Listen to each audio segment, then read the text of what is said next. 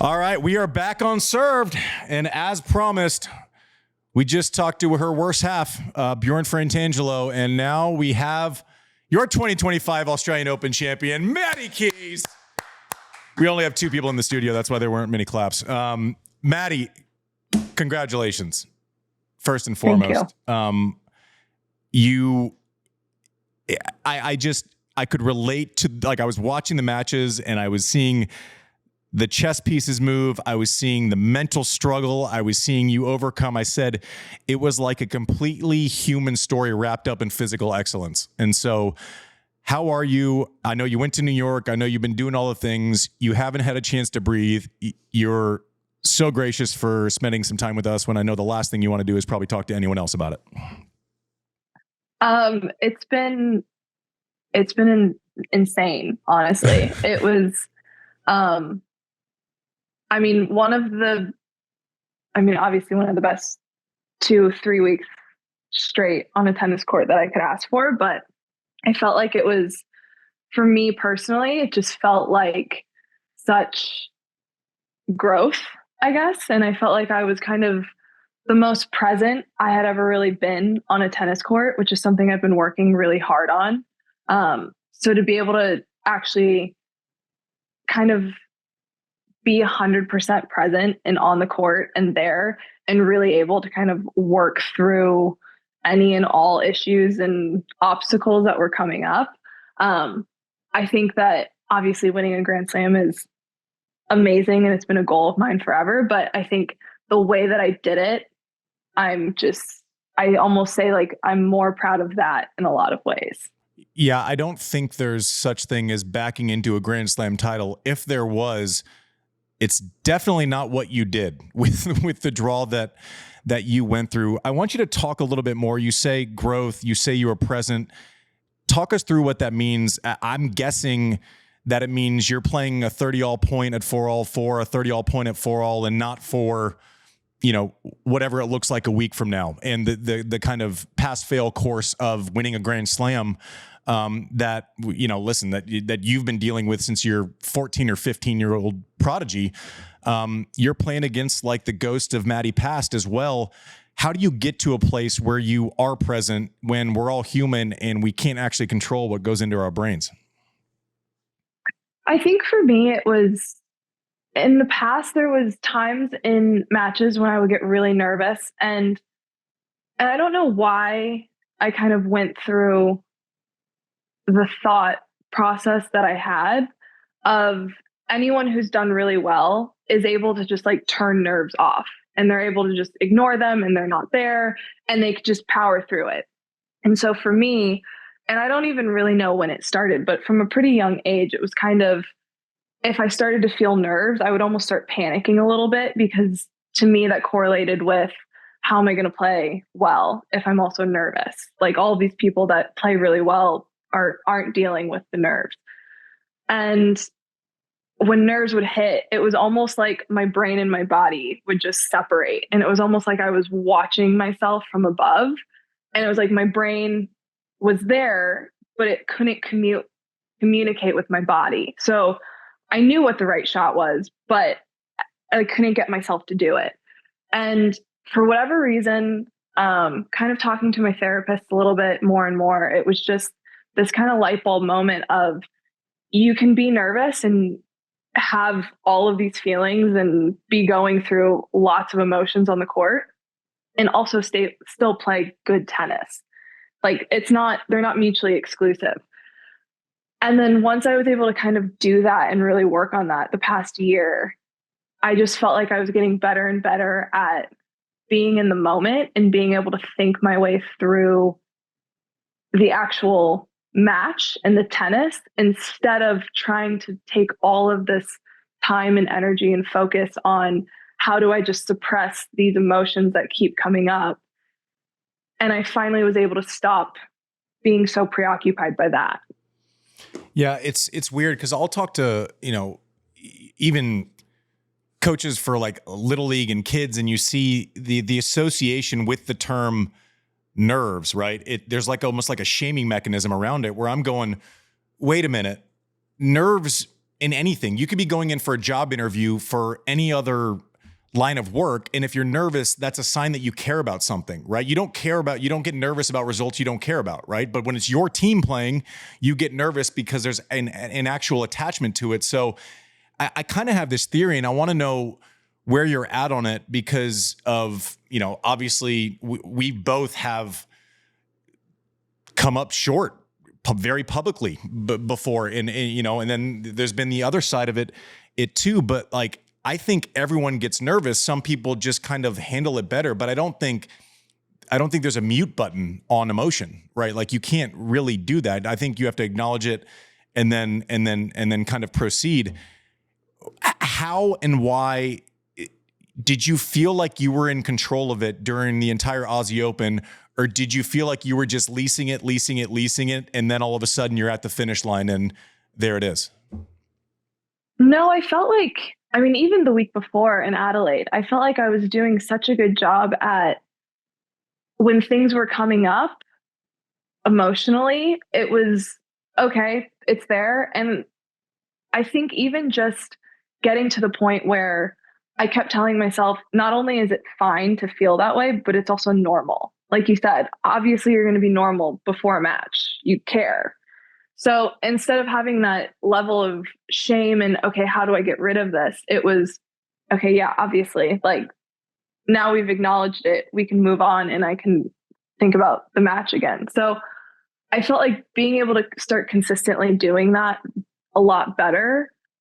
I was able to problem solve when people were changing tactics, or if I had to change something, if I wasn't doing something well enough. I was just finally able to focus on the tennis and being able to be so immersed in literally every single point and what do I need to worry about directly in front of me. I was kind of able to let go of, like you said, when you fall short publicly more and more, and it happens more than once, it's always kind of in the back of your brain of, God, I don't want that to happen again. So I think being able to be so uber focused on tennis and what I'm doing and only on this point in this match, I was able to just completely move past kind of those voices that are in the back of your head.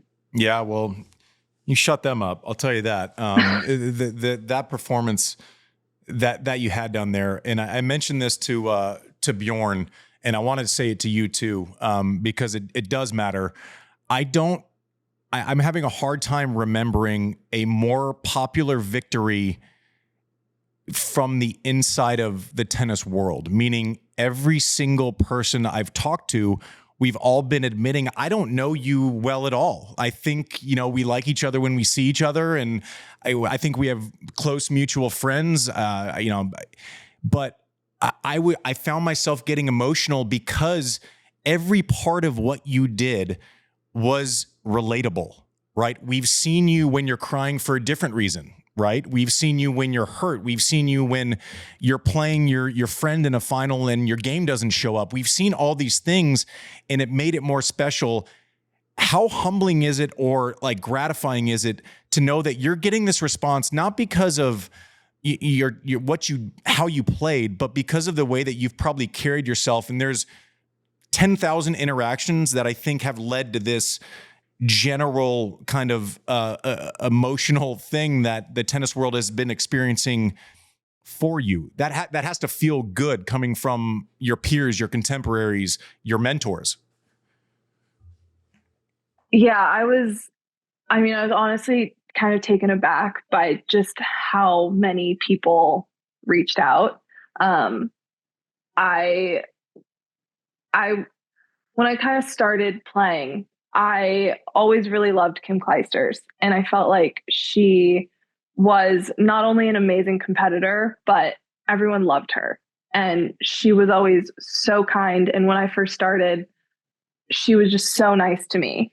And I kind of always wanted to have that legacy where, yes, I was competitive and, people could say I was a great tennis player, but I also wanted to be remembered for passing you in the halls and always saying hello and being there if you needed anyone. So it was really kind of gratifying in a lot of ways that I feel like that goal of mine in a lot of ways felt like I've achieved it, just because the response has been honestly just out of this world.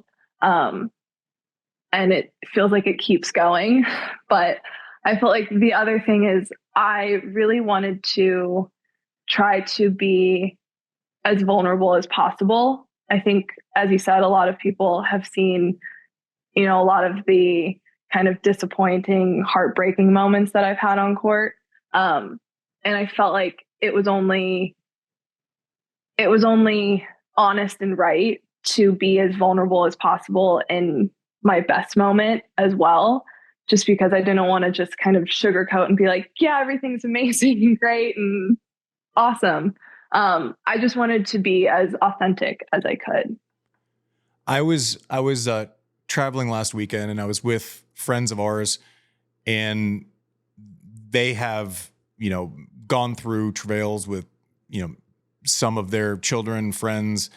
And when you came out, and when the next morning we were powwowing around breakfast, and when you mentioned a lot of therapy and a lot of work, and I could see this group of people like being like, okay, she's on top of the world and she still is remembering those pieces. And you see, like, it meant something to them. They don't know you. I'm busy talking about a tournament that they don't, they're like, you got up in the middle of the night. I'm like, yeah, I got up in the middle of the night.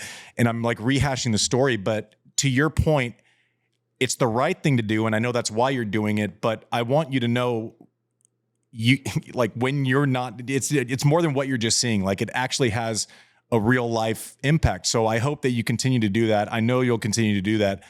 Do you have any sense, has anyone given you feedback with the things that you've talked about? And listen, you have a different pedestal now. Like, it's like the world was watching, and you did it. You beat the best in the world. Like, forever, for the rest of your life, you're going to be able to look back and say, listen, for those 3 weeks, I was the best tennis player on earth.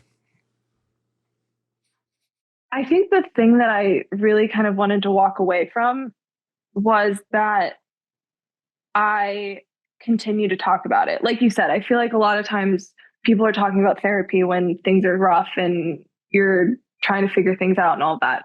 But for me, it's a continuous journey. I think there's obviously going to be some highs and some lows, and it's not going to always be the last 3 weeks of my life. And I want to continue to be honest with that. And I felt like, I think there's so many athletes that are helping kind of break the stigma around therapy in sports. And I think for me, it was always, I want to continue to talk about mental health in sports, and you don't always have to be tough, and crying means weakness and all of that. And I really, from the time that I was little, everyone always told me I would never be as good as I should be because I was too nice. And that always really pissed me off. I didn't think that you had to be an asshole to win. And I just really wanted to kind of drive that point home and continue to kind of stand on my morals and how I was raised while being at the top of the game. And I'm going to project my own experiences for a second, only because I want you to, I'm just curious how different people process different things. So early in my career, there are big wins, and it was like that relief versus joy offset. And early in my career, joy was the predominant feeling when something great would happen. It's like, this is awesome. I don't know what, feeling really sad about a result is yet. Like, it's just all awesome. And then the further along I got, you'd even win a quarter or semi at Wimbledon, and it was like relief, right? It's like, shit, I'm still alive. I can still, like, but it was that offset between joy and relief. Like, what was the divide between relief, I did it for the rest of my life, I will have done it, and joy, and maybe the reasons for both of those emotions? I think for kind of the middle of my career, a lot of my wins became relief. and just thank God I survived another round. And, you know, you win a tournament and you think, oh, thank God, like I can almost justify my career a little bit more with this win. And I felt like, I think part of the reason that I kept falling short was because I was searching for a Grand Slam win so badly for relief that I kept falling short because I wasn't really going after it for the right reasons. And I wasn't going after it in the best way for me to play tennis. And I think I'm a little bit lame when I say that I think everything happens for a reason. And I feel like for me, my journey had to go the way that it did so that winning this title and winning a slam for the first time, I actually just, it was just pure happiness. And I actually got to appreciate it. And I had 0% of, oh, thank God. It was just, oh my God, I can't believe I just did that. And that was absolutely amazing. And I'm so happy that I got to do it with the people that I did. I want to talk about the people that are on your team. Cause I've the ones that I know that I'm close-ish to, I've been talking to, and I'm telling you, Maddie, they love you more than they love second generation removed family members. I'll tell you that. They'd give you a kidney for sure. One of the things that I do also want you to know is, it's funny because you said one of the people that you kind of idolized because of the way they operated was Kim Clijsters, and is Kim Clijsters. We did our recap show that we do every time, and I did it with her. And so we were talking about it, and it's funny, you say you wanted to be like her. You gave the exact same answer, because I tried to draw the parallel between her first final in 01, where she lost it was to Capriati. It was, I don't know, it was 8-6, 9-6. It was this dramatic, extended finish. And then, it took her a while. She was even number one for a while before she won 4 or 5 years later. And she got the what if questions and the why not and the how is this going to work? And she said, I wasn't ready yet, and I was in a better place when I won. She literally gave the exact same gave the exact same answer. So if you're trying to emulate her, you kind of just, without knowing it, you emulated her. The exact same answer, separated by a couple of days. I want to know, and I want our listeners to understand, you win, you're in New York, you're doing Good Morning America, you're doing all these things, you're top of mind for Earth right now. I want you to talk about a team. I want you to talk about relationships in tennis. I think people assume because we operate individually once we walk out onto the court, for the most part, that's kind of the way it is. And that's really not. I talked to Max, I was texting him right afterwards. I was like, wow. And he was, he's like, I haven't stopped crying for an hour. I left a message for Lindsay Davenport, and then I called her a couple days later. She picked up the phone weeping. This has had a massive emotional effect. And Bjorn talked about your trainers and physios and everything. Talk about kind of the collective of a win as opposed to Madison Keys winning her first Grand Slam.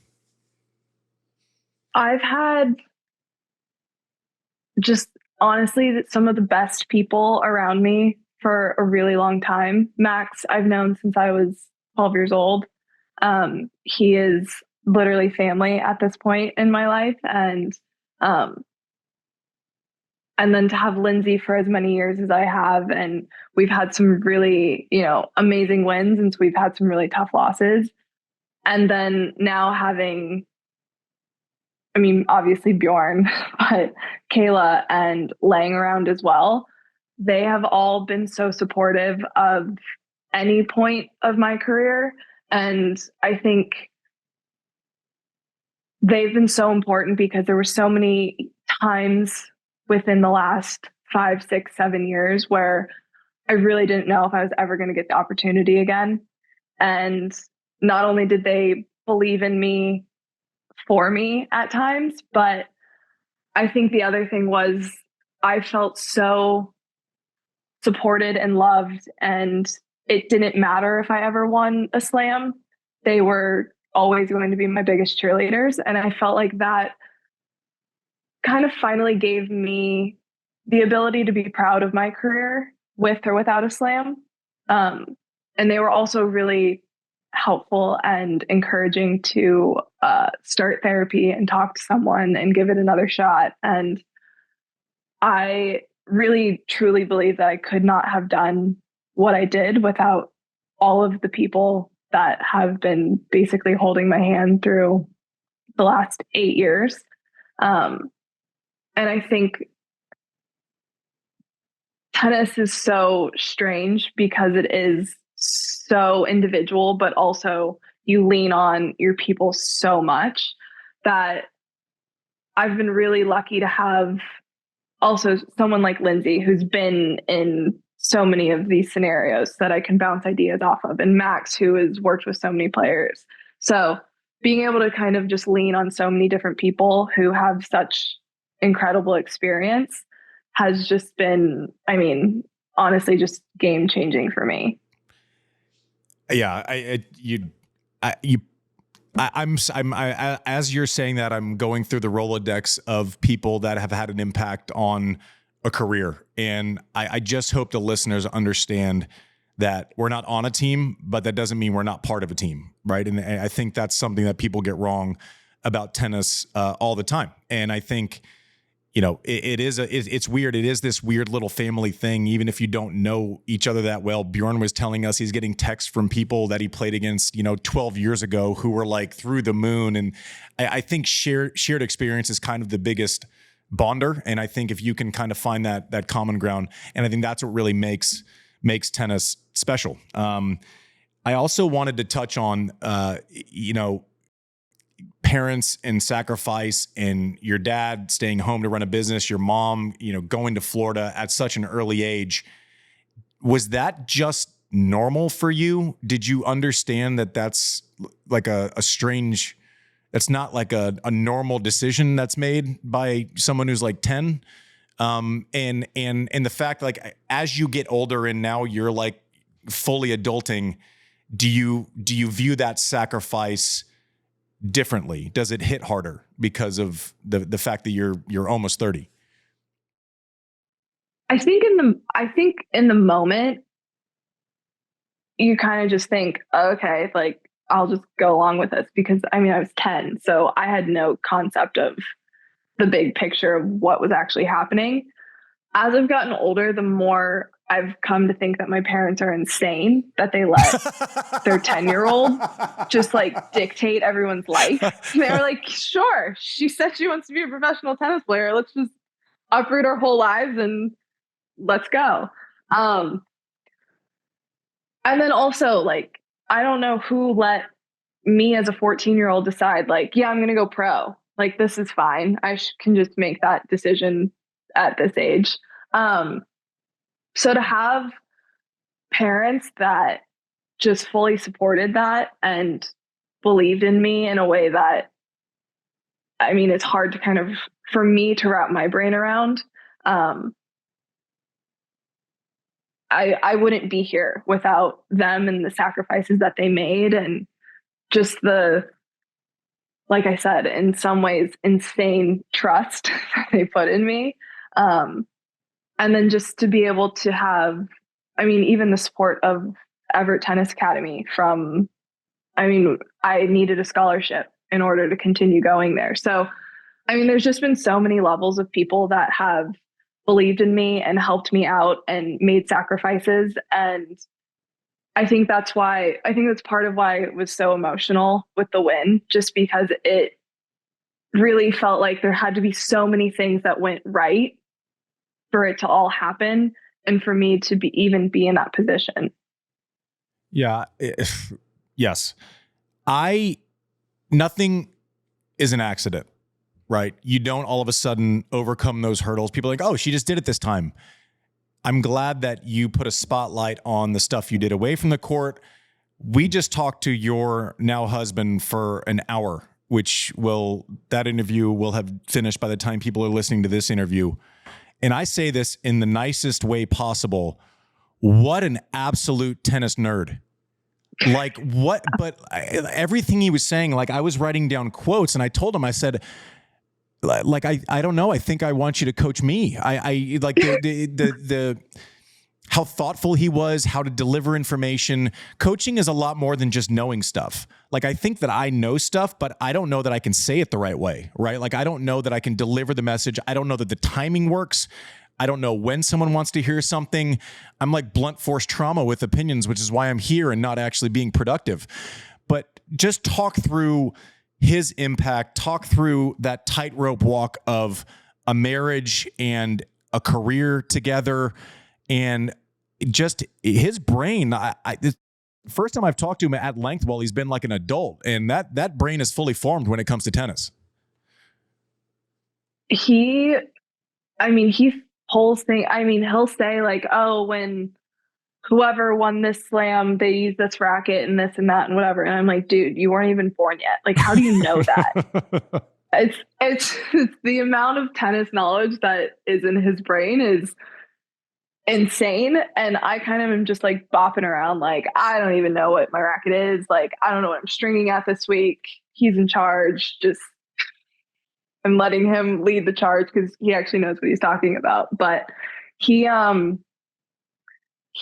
was a very, I think, thoughtful player himself. I think he almost had too many options just because his brain, he watched everyone. He was constantly fiddling with things and tinkering and changing things just because he's truly like a student of the game. If there's a definition, he should be the picture next to it. And I think we started almost 2 years ago. So we've been together for almost 8 years. So we had a lot of practice of how to communicate with each other, not on a tennis court. And he understands me in a way that I don't think many people do. So his ability to deliver a message in the way that I can hear it, depending on the moment, I think has been one of the biggest reasons that we've done really well together. It's the one thing that I've constantly praised him for. I think he just the one thing that you praised him for? You praise him for what you said? It's just the one thing? Just one. I like to give it in small doses. There you go. Now she sounds like my wife. Yeah, geez. But I've just always said, and I've told anyone who will listen, that his ability to communicate with me through a match, through practices, through any, moments where you want to helicopter your racket into the fence, his ability to get a message through, I think, is an insane talent. And I mean, I couldn't do it. I have no idea how he's able to do it the way that he is. But I think just that level of communication. And I also just know and fully trust that whatever he's saying it because he thinks it's going to help me. And I completely believe in that. And so it's so easy to buy into any and all feedback that he's giving. It's just been, I mean, if he tells me to try something, I'm open to it. Yeah, I was blown away. Our listeners, I think, are the nerdiest group of tennis fans there is. They can listen to us talk about just tennis nonsense for hours, and they are going to eat it up. Not dissimilar to the way that everyone is eating your victory up and just so happy. Maddie, I'm not going to take any more of your time. I selfishly, I kind of just wanted to use this to hear your thoughts, but also just say respect. Like, way to go. It's just, I get goosebumps right now, just looking at you and seeing you. And I hope you feel all the relief, all the joy, all of the things. And I hope it actually gets quiet enough soon to where you can actually take all those feelings in fully. Go take a nap or something. Get it. You need to rest. Don't talk to anyone else for like 3 days. Please thank Bjorn for coming on. That was enlightening. We all learned a ton. And I'm speaking on behalf of our serve team, which is like a couple of people.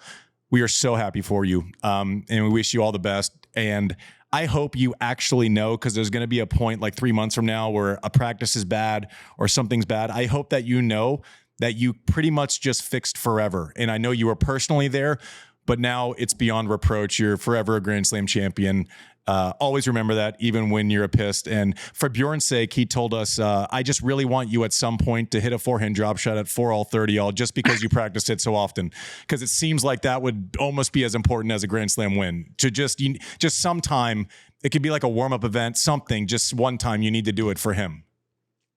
I think he might just quit in the moment and be like, okay, we're done. I've accomplished all of the things. I can be done.